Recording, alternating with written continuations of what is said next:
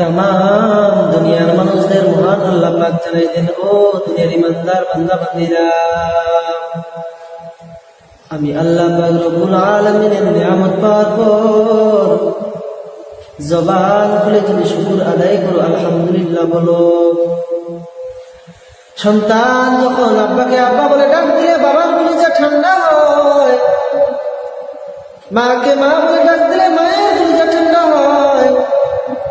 আমি আল্লাহর মেয়ে নাই, ছেলে নাই, সন্তান নাই, পুত্র নাই, কেউ আমাকে জন্ম দেয় নাই, আমিও কাউকে জন্ম দেয়নি। ও বান্দা, ওই সন্তান যখন আব্বাকে ডাকে মাকে ডাকে, আমি আল্লাহ কুদরতি অন্তর বান্দার উপরে ফেলায় রাখি রে বান্দা।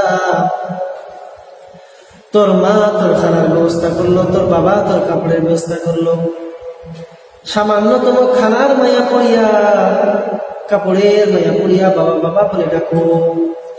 অথচ আমি আল্লাহ তোরে কেমন করে বানাইলাম, মায়ের গর্ভে তোরে কেমন করে লালন পালন করলাম।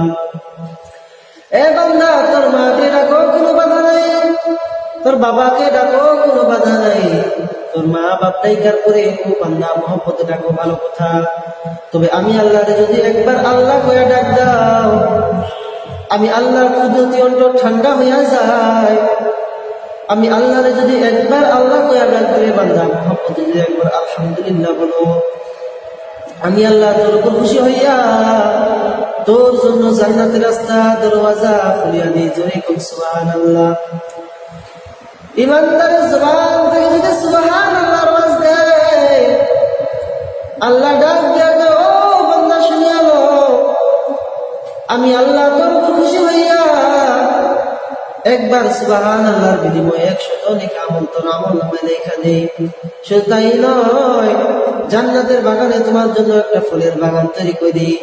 এত বিশাল বড় ফুলের বাগান, দ্রুত দামি ঘোড়া যদি 500 বছর পর্যন্ত দৌড়ায়, বাগানের এক মাথা থেকে অপর মাথাও গিয়েও শেষ করতে পারবে না। জোরে কই সুবহানাল্লাহ। ও মুসলমানি বান্দার গো, আমরা যারা এখানে বসলাম, কেউ কোনোদিন আল্লাহর দরবারে দরখাস্ত করি না, ও আল্লাহ তুমি আমাকে মুসলমান বানাও, এমন কোন দরখাস্ত করি নাই। আল্লাহ পাক রব্বুল আলামিন আপনাকে আমাকে যদি মুসলমান না বানাইয়া হিন্দু বৌদ্ধ ইহুদি খ্রিস্টান বানাইতে পারতেন কি পারতেন না? আল্লাহ রব্বুল আলামিনের এমন ক্ষমতা আছে না নাই? আল্লাহ বলেন, আব্দুর রহমান ও আব্দুর রহিম আব্দুল করিম করে আমি হিন্দু বৌদ্ধ ইহুদি খ্রিস্টান না বানাইয়া দয়া ময়া করিয়া তোরে আমি মুসলমান বানাইলাম। জোরে জোরে করি সুবহানাল্লাহ। শুধু মুসলমান বানাই শেষ কর নাই, ও মুসলমান গো, কত নবী পয়গম্বর আল্লাহর দরবারে দরখাস্ত করেছে, আল্লাহ আপনি যদি আমাকে নবী না বানাইয়া আখির জামানার পয়গম্বরের নবীর উম্মত যদি বানাইতেন, জীবন বড় ধন্য হয়ে যেত। এমন এক নবীর উম্মত আল্লাহ পাক বানাইলে, যে নবী রাস্তা দিয়ে চললে রাস্তার দুই পাশে গাছ পয়গম্বরকে সালাম জানাইত। এমন এক নবীর উম্মত আল্লাহ পাক বানাইলে, যে নবী রাস্তা দিয়ে চললে রাস্তার দুই পাশের গাছ পয়গম্বরকে সালাম জানাইত। এমন এক নবীর উম্মত আল্লাহ পাক বানাইলে, নবী সাহাবা-কেরামদেরকে নিয়ে হাঁটতেছেন, বারবার সালামের আওয়াজ পাওয়া যায়। সাহাবা-কেরাম জিজ্ঞাসা করলেন, ইয়া রাসূলুল্লাহ, ইয়া হাবিবাল্লাহ, মানুষের আওয়াজ জানি নাই, সালামের আওয়াজ কোথা থেকে পাওয়া যায়? পয়গম্বর বলেন, ও আমার সাহাবা-কেরাম, আমি নবীর আগমন শুনিয়া জঙ্গলের হরিণ আমার সালাম জানাই, আমি নবীর আগমন শুনিয়া জঙ্গলের বাঘ আমার সালাম জানাই। আমি শুধু মানুষের নবী নয়, আমি জঙ্গলে হিংস্র করে বাঘ ভালুকের নবী। ধরে সুবহানাল্লাহ।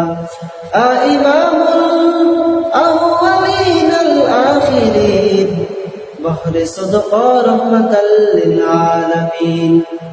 ইমামুল আউয়ালিন আল আখিরিন বহরে সদকা রাহমাতাল লিল আলামিন।